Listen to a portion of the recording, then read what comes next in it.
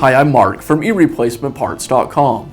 In this video, I'm going to show you how to install a diaphragm and gasket kit in an Echo trimmer. The gasket and diaphragm kit consists of everything you need to rebuild the carburetor on your trimmer. Rebuilding the carburetor is easy to do, and we're going to show you how.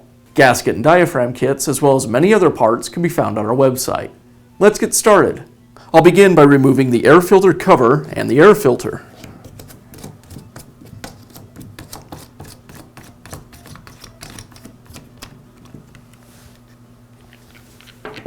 Before we remove any of the fuel lines from either the carburetor or the fuel tank, you'll want to make sure that you've drained the gas from the fuel tank. Otherwise it will leak, as the fuel in the tank tends to be slightly pressurized. I've already drained the fuel, so we can go ahead and move on. Now I'll remove the two screws that secure each piece of the intake assembly to the engine.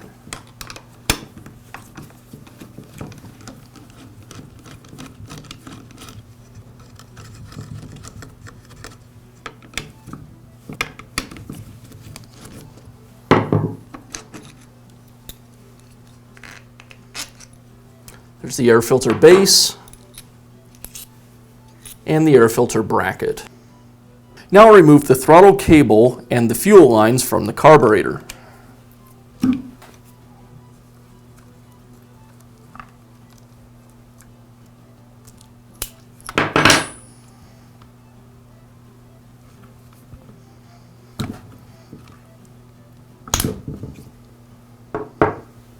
If the intake gasket hasn't already removed itself, like mine did, it's likely stuck to either the backside of the carburetor or up against the isolator.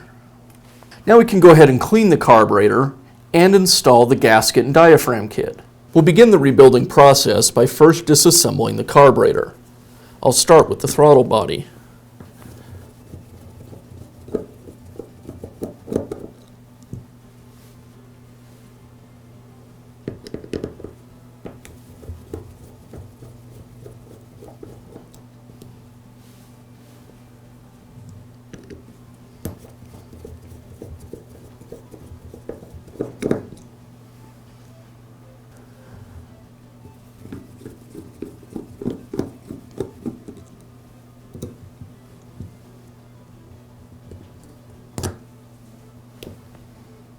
There's a very small O-ring that attaches to the throttle body that seals the body from the rest of the carburetor.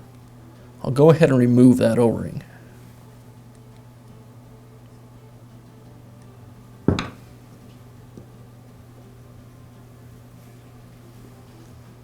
Inside the carburetor body, there's a small metal roller that rides against the throttle rotor, and I'll remove that roller. Next, I'll disassemble the primer side of the carburetor. First, I'll remove the 4 screws that secure everything.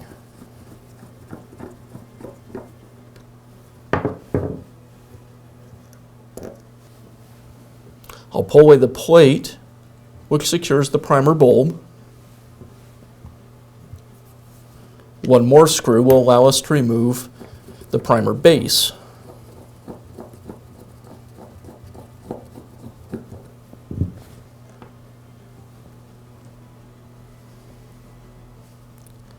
Here I have the reed valve and a gasket. Also beneath the primer base and the reed valve is a small filter.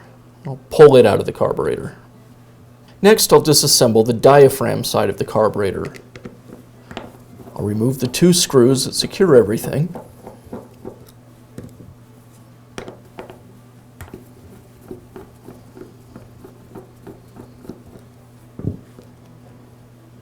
Now I can pull away the metal plate,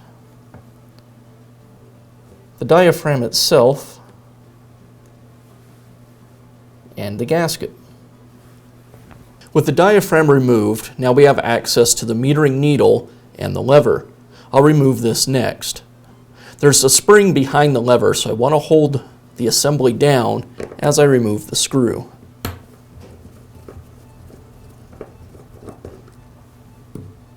Then I'll release the tension on that spring and pull everything away.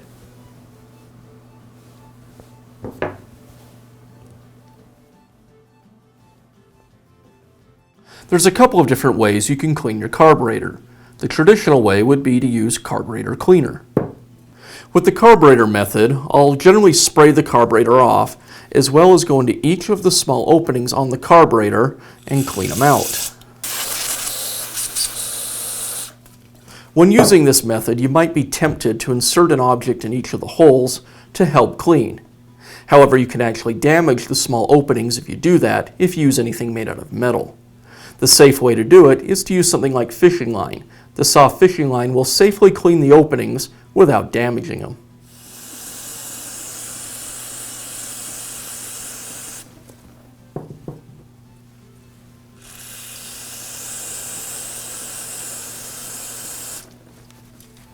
Another method to clean your carburetor, and it's the method that I prefer and use myself, is an ultrasonic cleaner.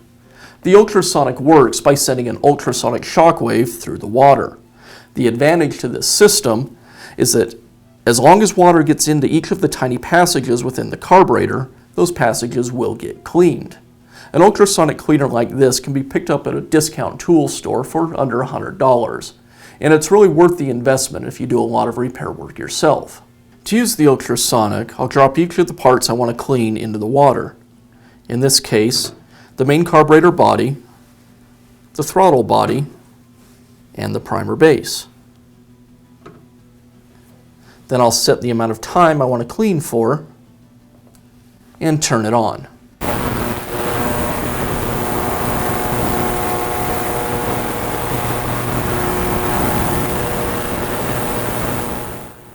Alright, our cleaning cycle in the ultrasonic has completed, so I'll go ahead and remove each of the parts.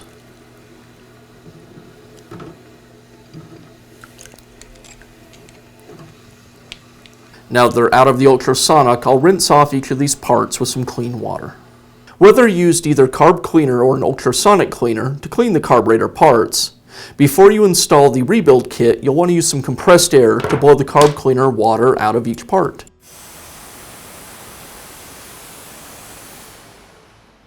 Now we'll install the gasket and diaphragm kit. One thing I like to do to help keep your carburetor rebuild organized is to lay out each of the parts from each assembly on the carburetor in the order that they came off of the carburetor. So I'll just lay the parts out in a line, and then once everything is laid out, I can take the new parts from the kit and replace them for the old parts. That way I know I have everything I need to rebuild the carb. Now we can install the metering needle and metering lever. I'll install the needle onto the lever and insert the lever hinge pin into the lever. Now I can install this assembly onto the carburetor. I'll place the spring into the carburetor body. Then insert the needle and line up the lever with the spring. Once everything's in place, I'll secure it with the screw.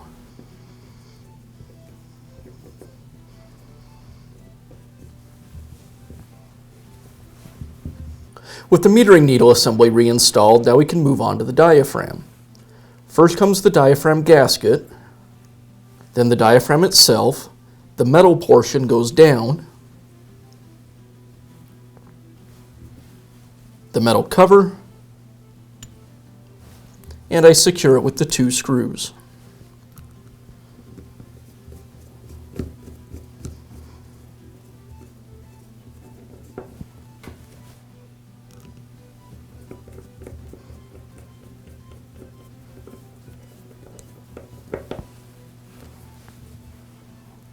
Now we'll move to the primer side of the carburetor.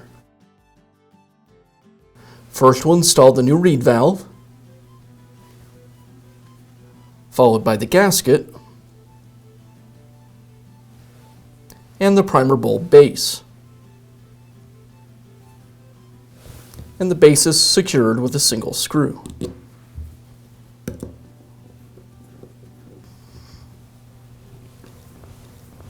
Now I'll install the primer bulb onto the primer base and the metal plate that secures the bulb.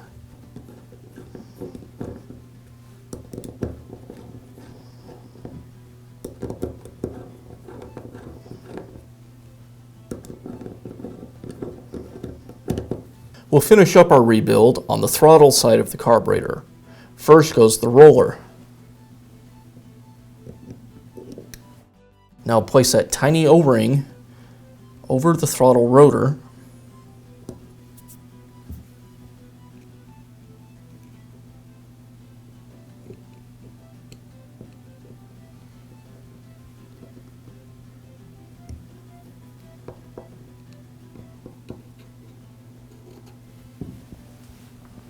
Now insert the throttle body assembly back into the carburetor and secure it with the screws.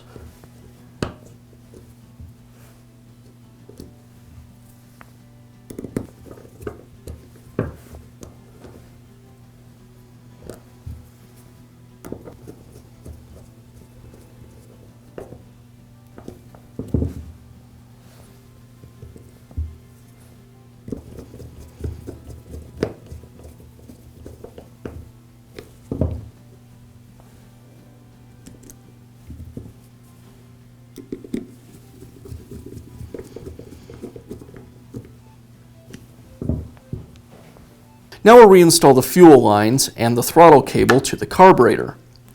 To install the fuel lines, first I need to figure out which one is the incoming line. To do that, I just open the gas tank, look inside, and find the line that has the fuel filter attached. In this case, it's the black one. The yellow one will be the return line. Now on the carburetor, I want to find the incoming side. To do that, I'll place my finger over each of the fuel line connections while priming. One of them won't let any air out, and the other will tend to suck against my finger, and that's the incoming line. So I'll attach the incoming line to the black or incoming fuel line, and the return line, in this case, to the yellow fuel line. Now I'll reinstall the throttle cable. First I'll open up the throttle and thread the cable into the connection on the top of the carburetor. Next, I'll place the nut in its holder on the carburetor and tighten up the secondary nut with a wrench. Now I can reassemble all of the parts in the air intake assembly. I'll insert the screws through the bracket, then the brackets and screws through the air cleaner base, thread the screws through the carburetor, and last I'll install the intake gasket.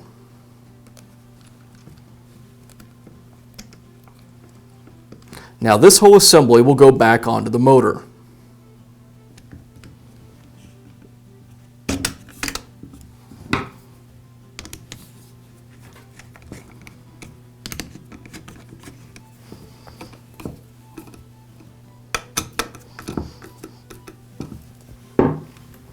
And I'll just reinstall the air filter and air filter cover.